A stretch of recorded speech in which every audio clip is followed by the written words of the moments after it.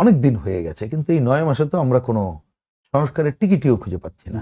বরঞ্চ আমরা দেখতে পাচ্ছি যেই সময়ে আমাদের মুক্তিযুদ্ধ, ইতিহাস, ঐতিহ্য তার উপরে আক্রমণ হচ্ছে, আমরা দেখতে পাচ্ছি মব এখনো দমন হয় নাই। এরকমের আরো বললাম যে যদি এই কাজগুলো চলতে থাকে, আমরা যে সংস্কারটুক প্রত্যাশা করি, আপনাদের সাথে নানা মত দ্বিমত আছে, কিন্তু যতটুকু প্রত্যাশা করি সেইটাও কিন্তু করতে পারবেন না, ক্ষতিগ্রস্ত হবে।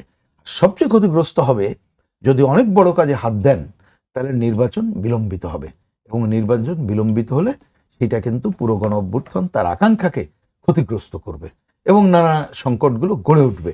এটাকে আমরা একেবারে আমাদের বুদ্ধি বিবেচনা থেকে সেই আলোচনাগুলো আজকে এখানে করেছি। আমি বিশেষ করে আরেকটা জিনিস আপনার মাধ্যমে দৃষ্টি আকর্ষণ করতে চাই, এইটা ওনাদেরকে বলেছি।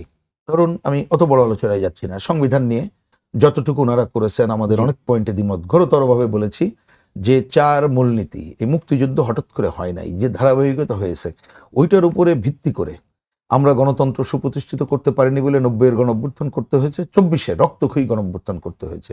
তাহলে ওই সময়ের যে আকাঙ্ক্ষা এবং এইখানকার আকাঙ্ক্ষা বাস্তবায়ন ছাড়া কিছু করা যাবে না। তো সেইটা যাতে ক্ষতিগ্রস্ত না হয় এইটা একটা দেখতে হবে। আরেকটা কাজ হচ্ছে যে আমাদের এই সময় এগুলোকে যদি বিতর্কিত করার কাজটা সামনে আসে, তাহলে কিন্তু আসল কাজগুলো করতে পারবেন না। এইগুলো আপনাদের খুব ভালোভাবে নজর রাখতে হবে। আমরা এটা বলতে যে আমরা একটা বললাম, দৃষ্টি আকর্ষণ করলাম, এবং ওনাকে আমরা জনসম্পৃক্ততার জন্য বলেছেন মোটামুটি আমরা গণমাধ্যমে দেখেছি। একটা পয়েন্ট বলি যেটা হয়তো গণমাধ্যমে আসে নাই, ওইটা বলার জন্য ছোট্ট সময় লাগবে।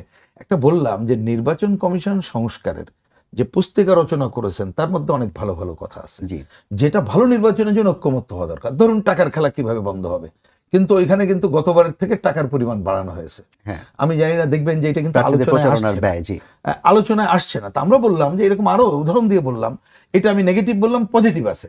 বললাম যে আপনারা এইগুলো যদি আলোচনায় আনতেন তাহলে জনগণ সম্পৃক্ত হতে পারত। জনগণ সম্পৃক্ত হয়ে কোনো দলের ত্রুটি দুর্বলতা হলো তাদের উপরে হস্তক্ষেপ করতে পারত, জনগণ সচেতন হতে পারত। আপনারা বরঞ্চ সুষ্ঠু নির্বাচনের জন্য যা যা সংস্কার করা দরকার এইটাকে প্রধান করে দ্রুততম সময় সরকারকে দেন, এবং সরকার এই পথে হাঁটুক। না হলে নির্বাচন বিলম্বিত হলে নানা সংকটের কিন্তু উদ্ভব হতে পারে। আর আপনারা বড় সংস্কারে হাত দিলে আমরা দেখতে পাচ্ছি এই সংকট ঘনীভূত হবে।